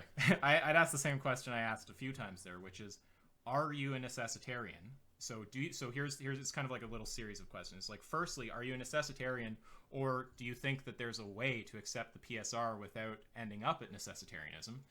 And if so, specify what kind of, because presumably there's ways you can do that if you weaken the PSR enough, right? Specify what kind of PSR you're using, and then we have to see if it still works with your contingency argument. But then, on the other hand, if you are a necessitarian, specify what modality you're referring to. Are you talking about logical possibility, metaphysical possibility, whatever? So, are you necessitarian or not? And then there's a follow-up on either pathway. If you are a necessitarian, then what modality are you using? If you're not, then how do you accept the PSR without ending up at necessitarianism? This is probably not going to be satisfactory to anyone in this right now, but fundamentally I'm an epistemological necessitarian, that certain facts become necessarily true in the contingent reality, depending basically on your perspective. Right. So a necessarily true fact to an infinite observer might not be the same for a individual observer, right, who is finite. I don't know if that made sense. Well, what is it? So whether some fact is necessary or not is at least in part a matter of perspective. But what you're it's saying? also not clear. I still am not clear if he is affirming necessity. Like, are all facts necessarily? Do they Well, necessarily? it sounds like truth like value they have? he's. What does this have to do rejecting with the conversation of theism and the What debate? it Are has we to gonna wrap this do up? is that, yeah, I can walk you through it. What it has to do is the argument was a contingency argument. Contingency arguments assume the PSR. PSR is often going to entail necessitarianism unless you weaken the PSR. So Andrew's either got to be committed to necessitarianism, or if he's not, then we have to understand what PSR he's actually using to avoid that commitment, and whether that PSR, when considered in the context of his contingency argument, can still get him to his conclusion. I assume you agree with all that, Troy? Yeah. Yeah. Right. Well, if Ask Yourself and Troy, if you guys want to kind of wrap this up, we can go into the question and answer. Since the Christians did start off, you guys can end it, and then we can get to questions if that's good with everyone. Well, we are Do particularly. you want to do closings, or you want to do? We're doing questions first. She wants Well, closings first. Sorry, didn't mean to cut you off. Men are speaking for women again. This is. They just seem to keep oppressing Carissa. It's really bad. I called her Hunter's No, wife when I first met her. Right? What Oh my god. Okay, so, No, it's fine. Sorry. Yeah. Okay. So, look, if in terms of closing, we're very friendly agnostics as much as I may yell. So you guys can have. I don't care if you want the last word, frankly, but I would just give basically what I just said. So it took a little while to kind of come around and get a clear picture. I was not, in all honesty, following some of the back and forth between Andrew and Troy, but I think I have a picture of where it's at. So from my perspective, this is what it looks like. Okay, it looks like we ask the theists, what's the strongest argument you have for God's existence? The response we got, at least from Andrew, I don't want to commit Maddox to his view, but from Andrew, we seem to get the response that it's a contingency argument. So contingency arguments assume the PSR. So we ask, do you accept necessitarianism? Because strong PSRs lead you to necessitarianism, right? So if he accepts necessitarianism, then there's kind of a further question of, like, what do you mean by necessitarianism? What modality are you using? Are you saying that all propositions have the truth value they have that's logically necessary that they do? Are you saying it's metaphysically necessary? And then that'll open up a whole can of worms about whether metaphysical necessity makes any sense. And then on the other hand, if he thinks that he can accept the PSR without getting to necessitarianism, then there's the question of, all right, well, what kind of construal of the PSR are you using? And since obviously it's going to be a weakened PSR if it's not getting you to necessitarianism, well, then is that PSR, when considered in the context of his contingency argument, still going to actually get him to the conclusion that he wants to get to? So that's what I'd say. I don't know if you want to add some shit in there, Troy. Right. That's all good. I think there were some other concerns about the PSR that I think not explored fully, but I think I gave some reasonable responses to. And of course, well, it turned to this argument ended up dominating quite a bit of the discussion, but let's not forget that there were arguments presented in the beginning that I responded to as well, which themselves were not explored at significant length, but the kalam as well. The kalam fine-tuning, I presented some of my concerns to. Some other arguments were mentioned but not elaborated fully, like fine-tuning of the solar system, the ontological argument, moral argument, the argument from life or genetic code, other stuff to that effect. Those weren't really made in any detail, so we didn't end up discussing those.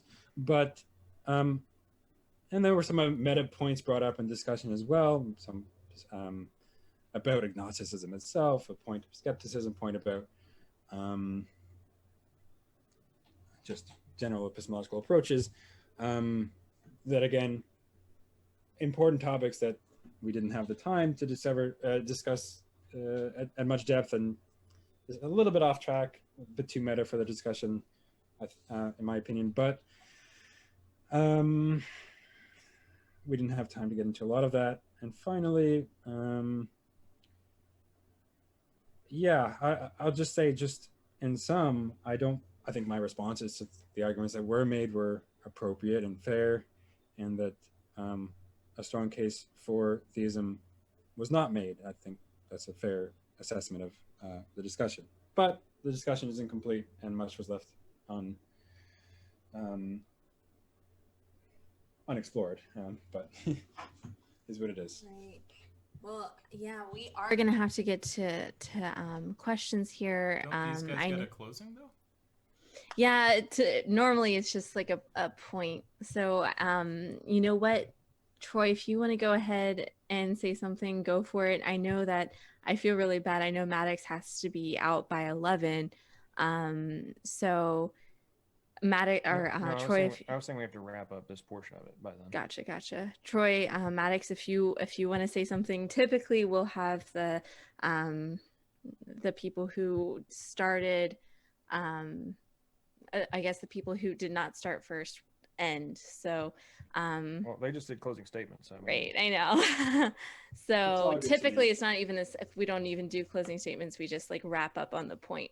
So you know what, Troy, if Maddox, if you have Do you mean anything Andrew? to say. You keep saying Troy. Do you mean Andrew? Yeah. Yes, I'm sorry, Andrew. Correcting a woman. Maddox. Yeah, Here we go. I have one sentence for everyone listening and who participated. May that which grounds your existence do the very best for you. Why, thank you. All right. All right. Maddox, do you have anything?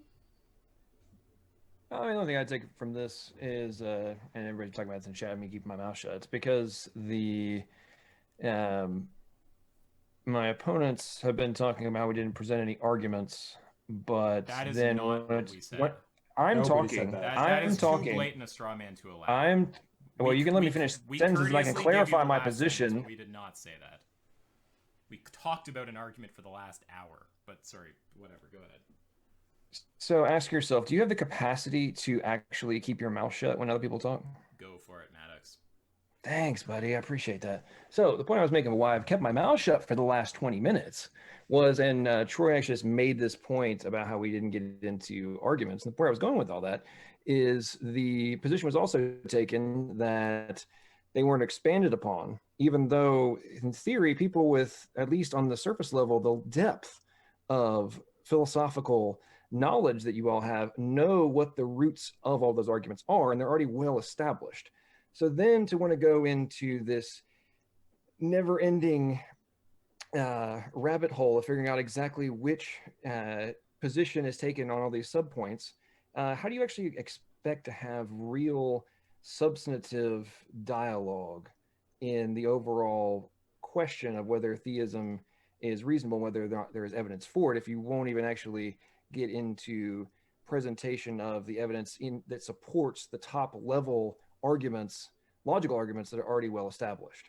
And that's the entire point that I was trying to make earlier when I kept getting interrupted by ask yourself specifically when you refuse to answer a question for a clarification question in relation to evidence. But then we're told that we don't present any evidence when the agnostics refuse to actually even want to listen to the evidence. So anyway, that's all I have to say.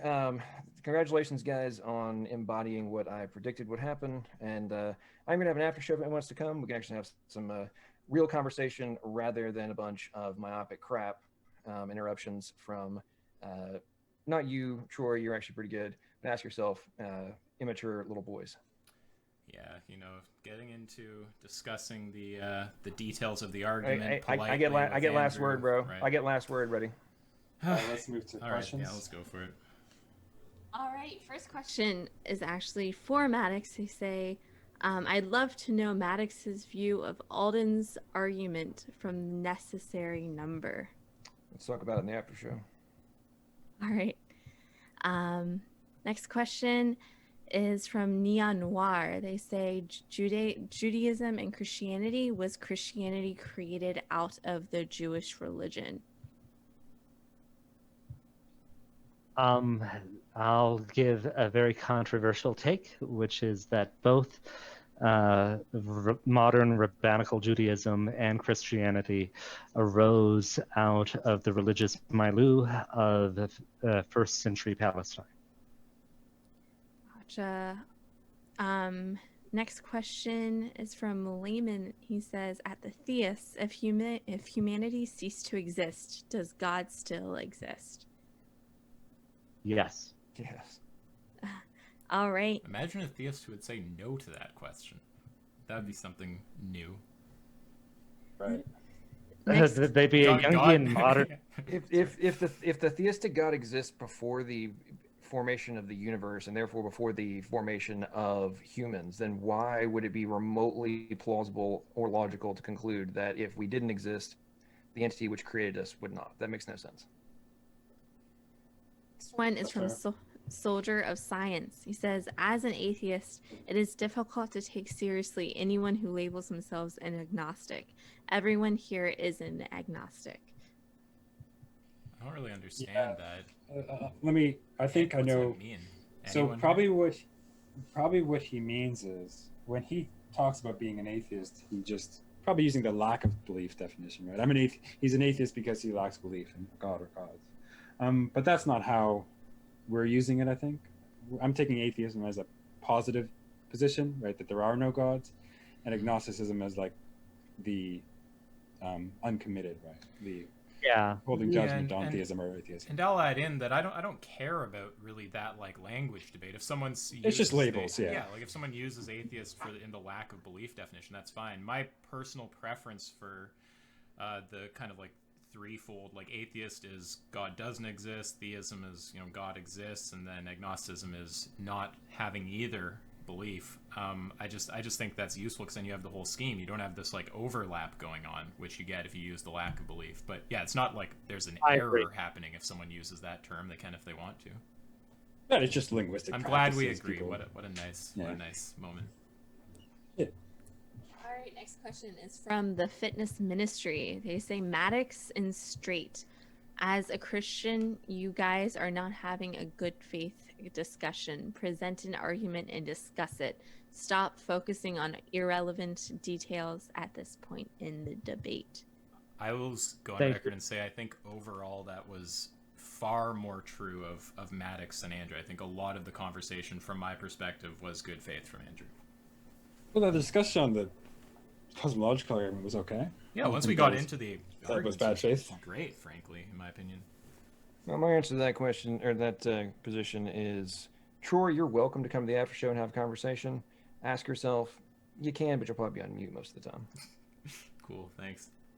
All right, next one is from Philip. He says, "Maddox, can you explain what is cowardly about saying I don't know?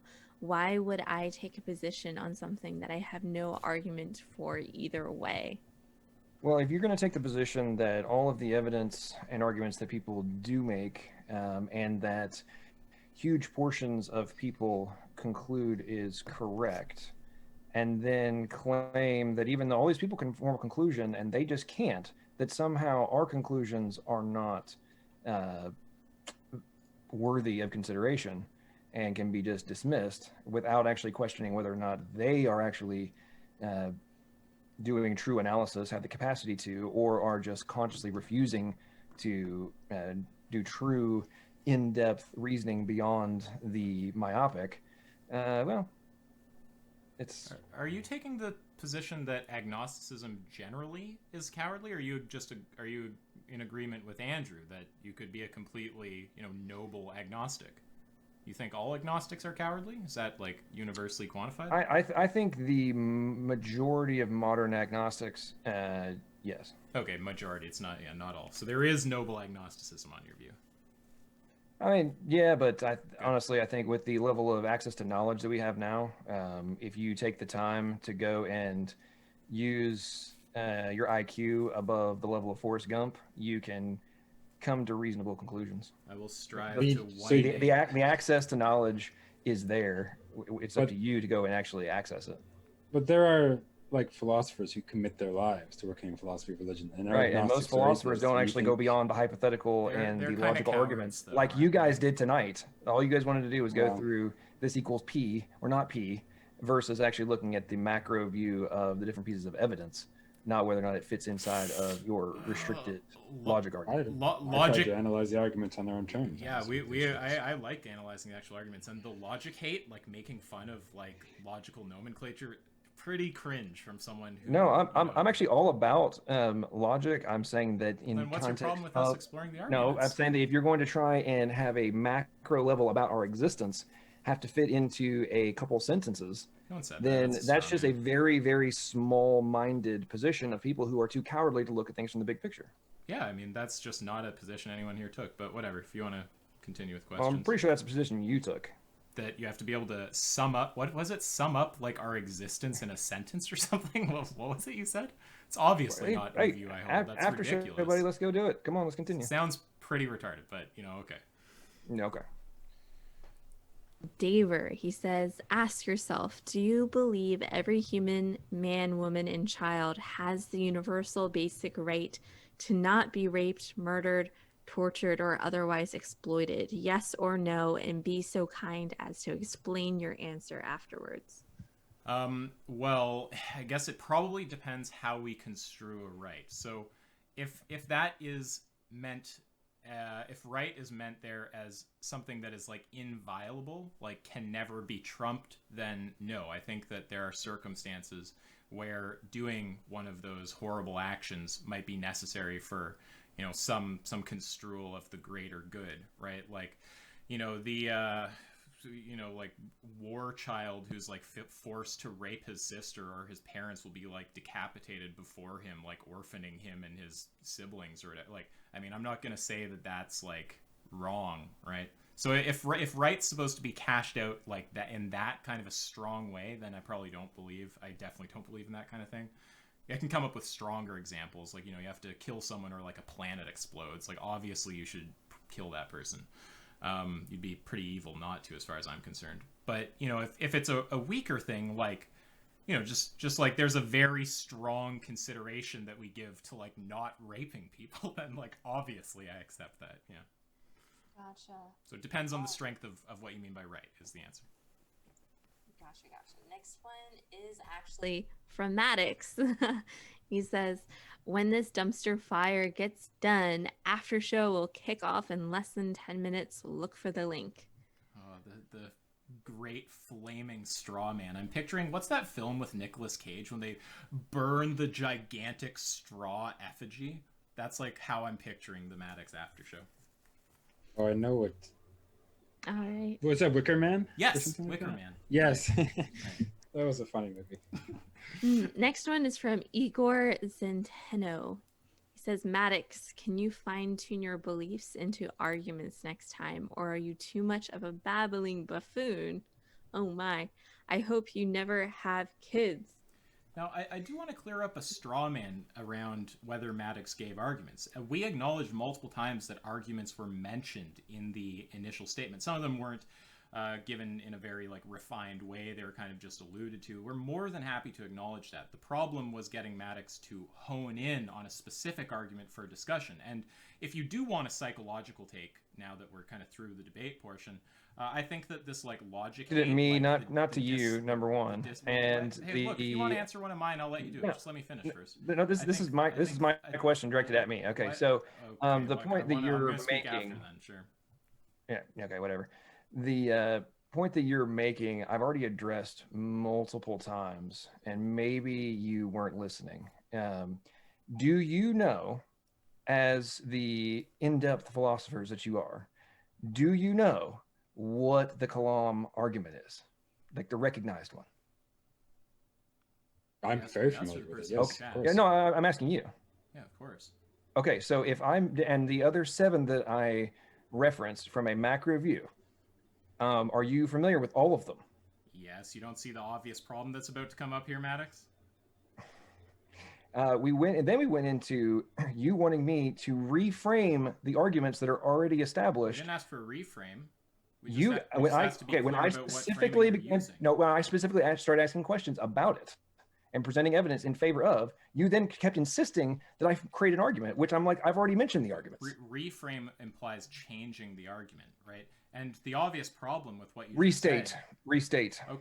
Okay, sure. Okay. Yes, if you. Yeah. Well, So that's so fine. you're but- gonna but just- so you just want to sit one- there and get into minutia rather Wait, than no, continue but- on to the dialogue. So just, anyway, just one thing. I want to make the let's statement. continue on. I want to make the statement I was making before he came in, which it's his question. Fine, fair enough. But I want to say that. Yeah. but So maybe you also- shouldn't interrupt next time, huh? Yeah, well, I didn't initially interrupt you. I just started talking, but whatever. Yeah. When it wasn't your turn. Yeah, that's called interruption. Okay. Well, I think you need to cut someone off to it, but whatever. Okay. So just one or two things there. So the obvious problem with what he just said is like, yeah, we can be familiar with the standard way that the Kalam or any of the typical like God arguments are created, like ontological. I'm not going to list them off, but often people have their own kind of like proprietary interpretation. Like, in fact, even speaking about contingency arguments, we got in it with Muhammad Hijab, who's like prominent, like Islamic apologist a little while ago, Jack and I, and he didn't understand that there was a commitment to the PSR in the contingency argument, right? So that's literally the argument that was run today, and someone has a different construal of it. So the fact that there is kind of a typical form of the argument does not mean it's not worth clarifying exactly. Okay, so when I started asking Right, you just give me- clarification questions and presenting additional explanation of my position, you demanded that I not. Hold on, I wasn't guys. doing Hold that. on. Ask You yourself literally if said I was not doing that. 1 second. Ask yourself if you want to wrap up what you're saying. I'll be quick. So and then Maddox, I'll give you the last word since this is your question. Awesome.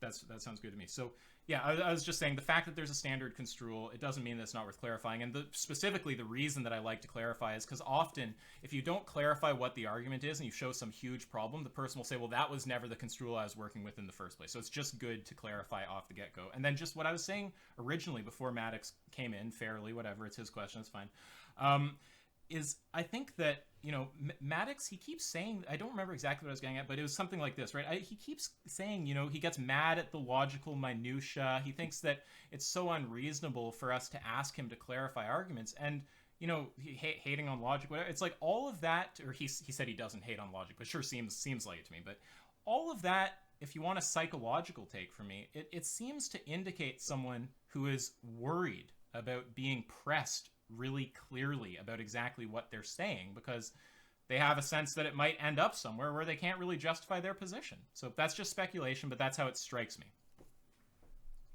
That's funny because I think actually getting beyond the minutia that I was referring to, that's where you're a coward. Let's continue. Getting beyond you mean like Well, exploring? we're gonna have to give Maddox once something the gets clarified, and then goes into the actual deep exposition of why like the last hour? the evidence for there was a bunch of back and forth argument clarified, and we talked about it in detail gladly. In context of which things are what's plausible, and like, hey, here's what it is. Here is what the evidence shows, and here is what actually constitutes evidence. And what is your position? What is your position on whether or not it is evidence for or against God? That is it being the requirement for existence. That's what I'm talking about, and that's what you're afraid to actually address. I disagree, but whatever. Next one is from Shah Thomas. They say the only place on the planet where you will find proof for God is through this video 1, 2, 3, 4, 5 proof of God. I've seen this question before. Nobody else has this information. Okay. Next one is also from Maddox. He says, as predicted, these agnostics do nothing but try to limit all discussion to rigid prop logic. That's a straw so man. That's That's a huge come straw to the man. after show. Okay, so that's clearly directed at us. So I mean, why don't we reply to that? So Go no, for that's a massive straw man. By limit to prop logic or whatever he just said, if you play back this discussion, right, because this is a move that is often made, because we often, like people in my circle, we take the approach of trying to get clarity on what the arguments are. So often there's the straw man.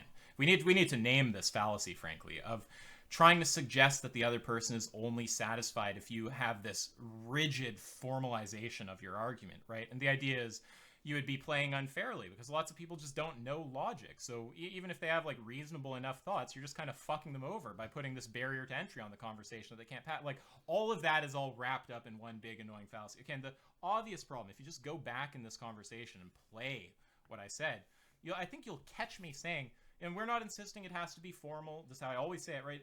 Just roughly speaking, premises and a conclusion, we can help formalize it if there's any trouble with that. All we want is to understand, roughly speaking, and we're happy to adjust as necessary till we accurately capture the inference, roughly speaking, what premises you're starting from and what conclusion you're getting to. You don't have to give a rigid formalization. We can take it and work with it together to achieve a form that is valid, assuming the inference is ambiguous. If it's not ambiguous, we don't even need to do that. So it's a huge straw man. All right.